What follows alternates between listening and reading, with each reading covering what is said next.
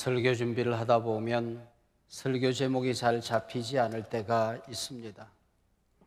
때로는 설교 제목 하나 잡기 위해서 긴 시간, 때로는 몇 시간 동안 묵상도 하고 고민도 하고 적어보기도 할 때가 있습니다. 한 목사님이 부활절 설교를 준비하고 마지막 설교 제목을 정해야 되겠는데 도무지 생각이 나지 않습니다. 본인이 준비한 설교를 읽다가 담백하게 가자. 그래서 예수 다시 사셨다 그렇게 잡았습니다. 인쇄소에 이미 원고를 보냈습니다. 그래서 전화로 설교 제목만 불러주면 됩니다. 예수 다시 사셨다 불러줬습니다. 예, 잘 알았습니다. 그리고 주보를 받아봤더니 예수 다시 사셨다가 예수 대시하고 사셨다 이렇게 적어놨어요. 오늘 설교 제목이 다시의 종교입니다. 대시의 종교가 아니라 다시 어게인의 종교입니다. 대시, 돌진하는 종교, 밀어붙이는 종교가 아니라 어게인, 다시의 종교, 그렇게 설교 제목을 잡았습니다.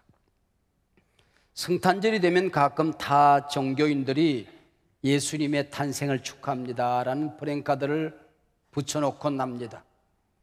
그래서 언론에서는 대서특필 기사화하여 가슴이 넓은 종교인들로 칭찬을 하곤 합니다. 근데 한 번도 부활주일날 어떤 종교, 어떤 사찰 앞에도 예수님의 부활을 축하합니다 이렇게 써놓은 것을 본 적이 없습니다. 아마 그렇게 평생 영원히 할 수가 없겠지요. 기독교의 절기가 참 많습니다. 그 가운데 최고의 절기는 부활절입니다. 교회 축제가 많이 있습니다. 그 수많은 축제 가운데 최대의 축제는 부활절 축제입니다. 어떤 종교는 교주의 뼈 조각을 발견했다고 야단 법석을 떨고 온 나라가 큰 축제를 벌인 적이 있습니다. 또 어떤 종교는 교주의 무덤을 순례하고 나면은 그 종파의 직분이 달라진다고 합니다. 기독교를 박해하고 비난하는 사람들이 있습니다. 이 사람들에게 제가 오늘 아침 중요한 정보 하나를 드리려고 합니다. 그분들이 만약에 전 세계를 뒤져서 예수님의 무덤을 찾아낸다면, 아니 뼈조각 하나라도 발견해낸다면 기독교는 그 막을 내려야 될 겁니다. 전 세계 교회는 문을 닫아야 될 것입니다.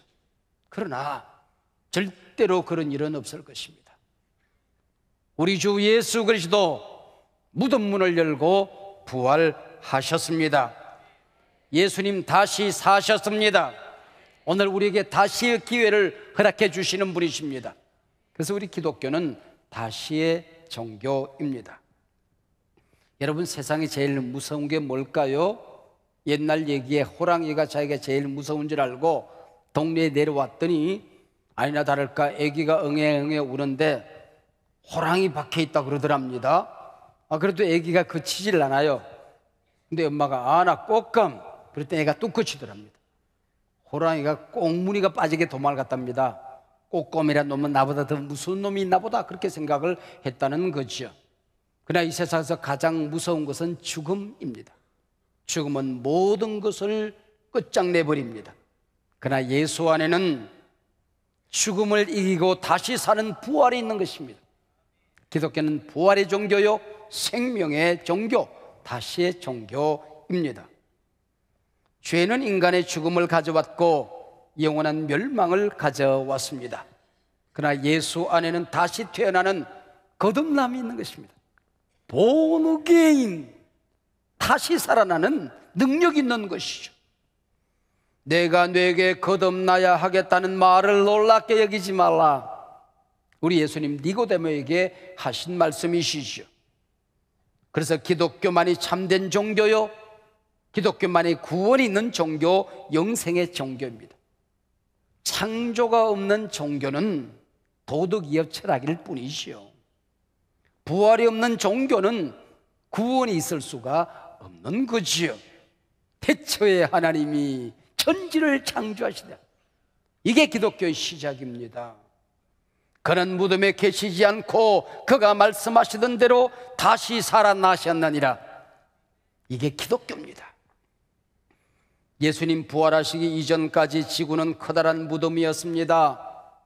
예수님이 이 땅에 오셔서 우리의 온갖 죄를 담당하시고 죽으신 다음 사흘 만에 부활하심으로 말미암아 지구에는 빛이 임하게 된 것입니다. 구원이 임하게 된 것입니다. 하늘의 문이 열려지게 된 것입니다. 1885년 4월 5일 부활절 아침, 한국 장로교 최초의 선교사 언더우드, 감리교 선교사 아펜셀러가 한국 땅에 첫발 내디디기 전 한반도는 커다란 무덤이었습니다. 그가 안고 온 예수님의 복음 부활의 소식과 함께 이 땅에 희망의 빛이 찾아온 것입니다. 생명 구원이 임하게 된 것입니다. 이 한반도가 달라지기 시작한 것입니다. 1885년 4월 5일 부활절 아침, 언더우드 선교사는 한국 땅을 밟고 기도문 하나를 썼습니다. 주님, 지금은 아무것도 보이지 않습니다. 메마르고 가난한 땅, 보이는 것은 고집스럽게 얼룩진 어둠, 가난과 인습에 묶여있는 사람들 뿐입니다. 주님, 지금은 아무것도 보이지 않습니다. 혼란하고 어지러운 땅, 보이는 것은 이기적이고 수많은 분쟁, 꿈도 희망도 없이 헤매는 사람들 뿐입니다. 이것이 예수 없는 한국 땅의 모습이었습니다. 예수 구원, 예수 부활의 복음이 이 땅을 찾아오기 전 이 땅은 가난과 인습 그리고 분쟁에 갇혀있던 커다란 무덤이었습니다. 결국 우리는 나라를 빼앗겼습니다. 일본 제국주의로부터 무자비한 박해에 시달리고 있었습니다. 그러나 우리에게는 구원의 복음, 생명의 복음이 뿌리지기 시작했습니다. 그 모진 핍박 속에도 기독교 복음은 살아 꿈틀거리고 있었습니다. 기독교는 생명의 종교이기 때문에 모든 것을 잃어버린 것 같은 이 땅에 희망의 빛을 심어주고 있었던 것이죠. 일제강점기 3.1 만세운동 당시 기독교인들은 국민의 1.3%에 불과했습니다. 그러나 1.3%의 우리 그리스도인들이 만세운동, 애국운동, 독립운동을 주도하고 있었습니다. 다시 우리는 나라를 되찾았습니다. 이 나라의 광복을 하나님께서 선물로 허락하셨던 것입니다. 우리는 복음의 능력, 기도의 능력으로, 하나님의 은총으로 전 세계에서 가장 가난한 나라는 오명을 벗어 던졌습니다. 6.25의 동족 산강 속에서 이 나라를 지켜냈습니다. 민주화와 경제 부흥을 오롯이 이루어냈습니다. 비선교 100년 만에 선교사를 가장 많이 보내는 선교 국가로 우뚝 설 만큼 한국 교회를 부흥시킬 수가 있었습니다. 우리는 믿었습니다. 이 백성이 하나님을 사랑하면 하나님이 이 백성 사랑해 주신다. 우리가 우리의 문제를 주님 앞에 올려드리고 기도하면 우리 역사 가운데 기적이 일어난다. 우리가 교회를 아끼고 사랑하면 교회들은 이 민족의 빛이 되고 반드시 부흥되게 될 것이다. 우리가 말씀을 증거하면 내가 복음을 부끄러워하지 아니하노니 이 복음은 모든 믿는 자를 구원하는 하나님의 능력이 됩니다. 복음의 능력은 우리 민족사에 기적을 가져다 줄 것이다. 우리는 믿었습니다. 우리는 전해야 됩니다. 예수님 다시 살아나셨습니다. 우리가 믿는 기독교는 다시의 종교입니다. 생명의 종교입니다. 우리 기독교는 입상의 종교입니다. 일어서는 종교입니다. 세상 모든 사람들이 죽을 때만큼은 누워서 죽습니다. 근데 우리 예수님은 돌아가실 때도 서서 돌아가셨습니다. 마귀는 그분을 무덤 속에 눕혔습니다. 그러나 사흘 만에 무덤 문을 열고 그분은 일어나셨습니다. 부활하셨습니다. 우리를 이렇게 세우시는 능력이 복음 안에 있는 것입니다. 오늘 이 부활 주일 여러분 모두 새 힘 얻어서 일어나시기를 바랍니다. 사랑하는 여러분, 오늘도 부활하신 예수님의 복음을 전하면 마귀는 두려워 떨게 되는 것입니다. 구원의 역사는 일어나게 되는 것입니다. 교회와 가정들은 새로워지게 되는 것입니다. 죽은 영혼들이 주님 앞으로 돌아오게 되는 것입니다. 그래서 오늘 우리가 살고 있는 이 포스트 모더니즘 시대, 현대 후기 사회에서는, 종교다원주의 세상 속에서는 모든 종교인들이 서로 섬기자, 사랑하자, 봉사하자, 이런 말들만 말하자는 것입니다. 기독교만이 가지는 독특한 교리를 말하지 말라고 주장을 합니다. 예수만이 구원이라는 복음을 전하지 못하게 몸부림을 합니다. 예수님의 부활을 증거하지 말자는 겁니다. 예수님 다시 살아나셨다, 예수님 다시 오신다, 재림의 복음을 전하지 말라는 겁니다. 그럴수록 우리는 목숨을 걸고 예수 부활의 복음을 전할 것입니다. 전해야 합니다. 예수님 부활하셨습니다. 우리도 반드시 부활하게 될 것입니다. 천하인간의 구원을 얻을 만한 다른 이름을 우리에게 주신 일이 없느니라. 할렐루야. 예수 십자가의 죽으심으로 우리의 모든 죄를 사하시고 멸하셨습니다. 예수님 다시 오십니다. 반드시 재림하십니다. 기독교는 본어게인, 다시 태어난 능력이 있는 것입니다. 기독교에 부활이 있고 회복이 있는 것입니다. 그래서 기독교는 다시의 종교입니다. 오늘 본문 요한복음 21장 1절을 보십시다. 그 후에 예수께서 디베랴 바다에서 또 제자들에게 자기를 나타내셨으니, 여기에 우리를 주목시키는 두 단어가 있습니다. 그 후에라고 하는 말과 또라고 하는 말입니다. 물론 그 이전은 이유가 있으니 이전이 있을 것 아닙니까? 이전은 20장에 부활하신 예수님께서 제자들에게 나타난 사건들을 말합니다. 그 후에 또는 21장 부활하신 예수님 베드로를 찾아오신 사건을 말합니다. 그 후에 또는 다시입니다. 부활하신 예수님 제자들이 믿을 때까지, 결단할 때까지, 용서를 확신할 때까지 다시 찾아오셨습니다. 오늘 여러분들이 회복되고 주님을 만나고 거듭나고 여러분의 인생이 새로워질 때까지 다시 찾아오실 줄로 믿습니다. 부활하신 예수님 제일 먼저 무덤가에서 울고 있는 마리아에게 나타나셨습니다. 마리아는 향유라도 발라드려야 되겠다 생각하고 무덤을 찾아갔습니다. 무덤 문이 열려 있습니다. 예수님의 시신이 사라진 것입니다. 누군가 시신을 훔쳐갔다고 생각했습니다. 무덤가에 펄썩 주저앉아 울고 있었습니다. 바로 이때 예수님께서 찾아오신 것입니다. 예수님을 찾는 자들을 주님이 찾아오십니다. 예수님을 사랑하는 자들 주님이 만나주시는 것입니다. 주님 가운데서 우리가 희망을 가끔 잃어버리고 절망 가운데, 낙심 가운데 울고 있을 때 주님은 우리 가운데 다시 찾아오시는 것입니다. 그리고 부활하신 예수님 다락방에 모여있는 제자들에게 나타나셨습니다. 주님을 잡아 처형한 로마가 예수님의 제자들까지 잡아들일까 봐 두려움에 떨고 있었던 것이죠. 누군가 문을 열어준 것도 아닌데 부활하신 예수님 호련히 방 가운데 서 계셨습니다. 제자들은 깜짝 놀라 예수님의 영인가 소리를 질렀습니다. 그러나 예수님께서 말씀하셨습니다. 배신한 제자들을 잡아서 꾸중하고 나무라기 위해 찾아오신 것이 아닙니다. 두려움에 떨고 있는 제자들에게 말씀하셨습니다. 너희들에게 평강이 있을지어다. 사도 바울은 부활하신 예수님 제자들에게 12차례 나타나시고 맨 나중에 만삭되지 못한 자 같은 자기 자신에게 나타나셨다고, 예수님을 박해하고 핍박하던 자기 자신을 예수님의 제자로, 사도로, 그리고 일꾼으로 부르셨다고 그는 고백했습니다. 하나님께서 쓰시기 위하여 이 민족을 찾아오시는 것입니다. 이 백성은 하나님의 뜻에 의하여 고난을 이겨낸 민족입니다. 마지막 때에 전 세계 열방을 주님 앞으로 인도하는 마지막 선교 국가가 될 줄로 믿습니다. 한국교회는 복음의 마지막 주자로서 그 복음의 바톤을 우리 주님께 연결해 드리게 될 줄로 믿습니다. 주님이 쓰시기 위하여 반드시 이 민족을 일으켜 세우실 것입니다. 한국교회를 다시 일으켜 세우실 것입니다. 당신이 쓸 사람들을 하나님이 찾아오시는 줄로 우리가 믿기 때문입니다. 드디어 오늘 본문 그 후에 또 고기 잡으러 떠난 베드로 일행을 찾아오셨습니다. 베드로는 밤새도록 그물을 던지고 또 던져보았지만 고기 한 마리 잡지 못했습니다. 예수님께서 잡히시던 날 밤 예수님을 모른다고 3번씩이나 부인했습니다.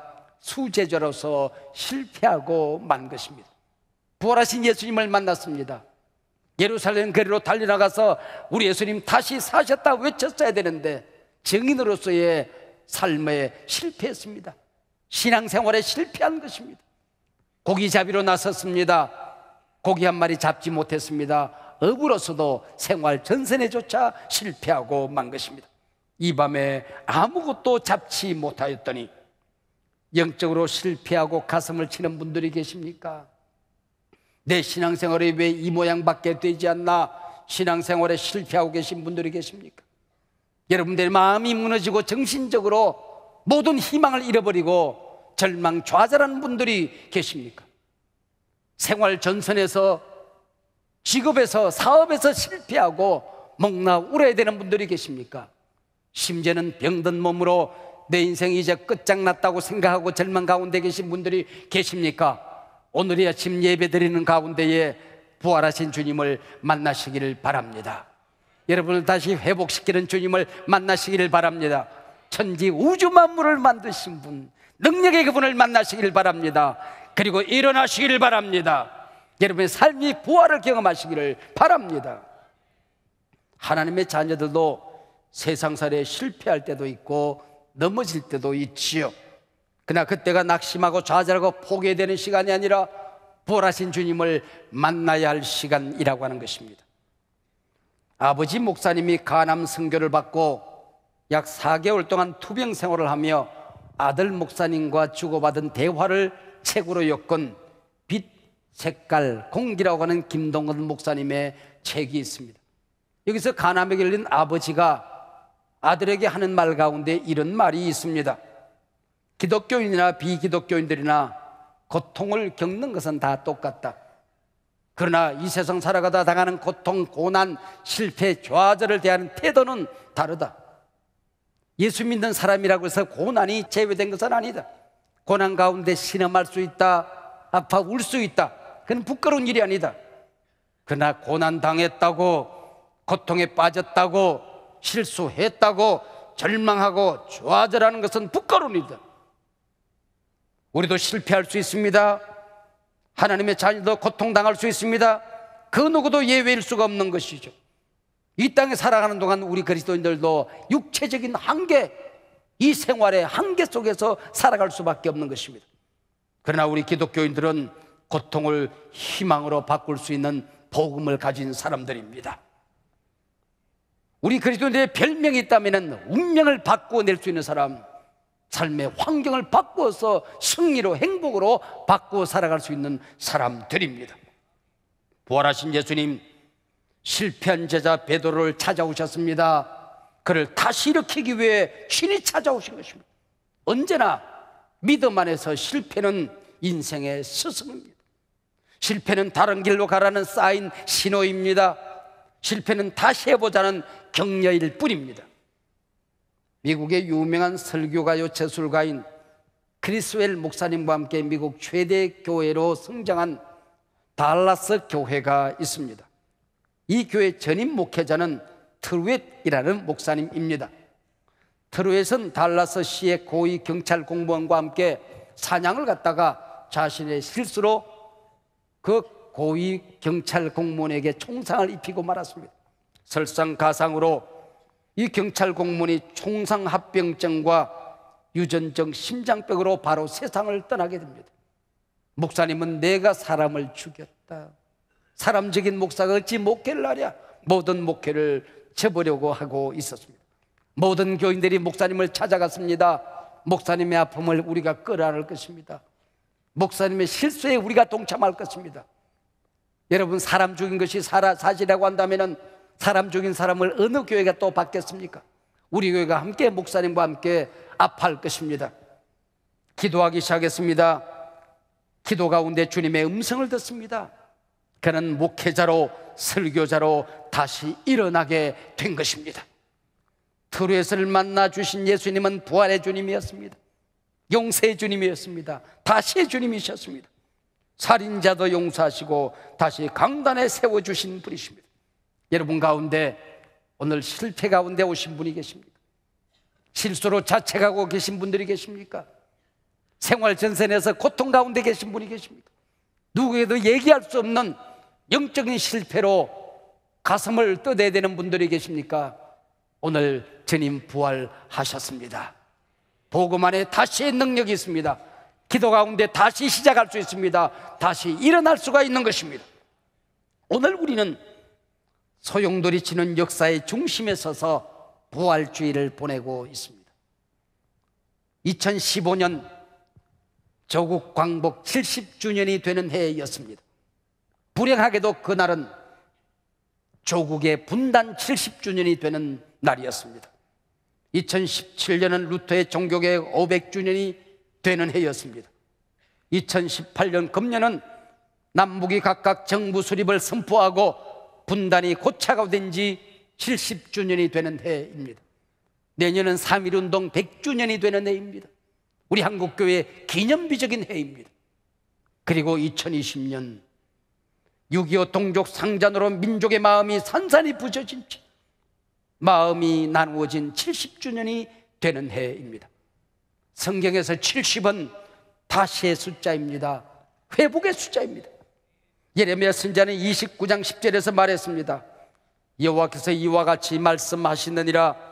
바벨론에서 70년이 차면 내가 너희를 돌보고 나의 선한 말을 너희에게 성취하여 너희를 이곳으로 돌아오게 하리라. 예레미야는 70년 만에 바벨론 포로 생활을 끝내고 민족이 회복될 것을 예언했습니다. 후에 다니엘 선지자도 말했습니다. 선지자 예레미야에게 알려주신 그 연수를 깨달았나니 곧 예루살렘의 황폐함이 70년 만에 그치리라. 성경에서 숫자는 언제나 상징적, 신앙적 의미를 가지고 있습니다. 민족 분단 70주년, 주여 이제 이 나라를 회복시켜 주시옵소서. 기도하라는 하나님의 사명입니다. 언제까지 세계 유일의 분단 국가로 이 땅을 버려두시겠습니까?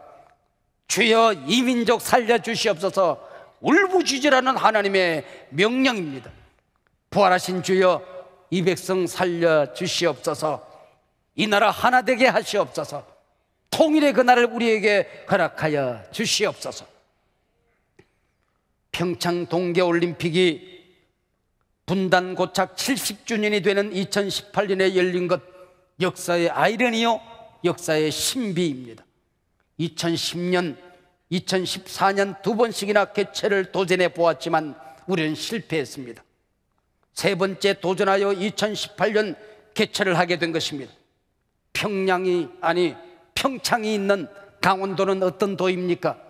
분단국가, 분단의 도입니다. 강원도가 갈라짐으로 이 나라가 갈라진 것입니다. 우리 대한민국에도 강원도가 있습니다. 북한에도 강원도가 있습니다. 평창올림픽이 열리기 직전 상황이 여러분 그림이 그려지십니까? 금방이라도 미국은 코피 작전으로 미국이 북한을 공격하고 북한이 핵미사일을 쏘고 3차 대전이라도 금방 일어날 것만 같았습니다. 일본은 위기를 부추기까지 했습니다. 우방 미국조차도 평창의 온이 만이를 거듭했습니다. 그러나 올림픽은 평화롭게 열려 은혜 가운데 평창 평창 동계올림픽이 끝났습니다. 북한 고위급들이 오고 갔습니다. 미국의 이방카가 왔다 갔습니다. 드디어 남북 정상회담이 4월 27일에 열리게 됩니다.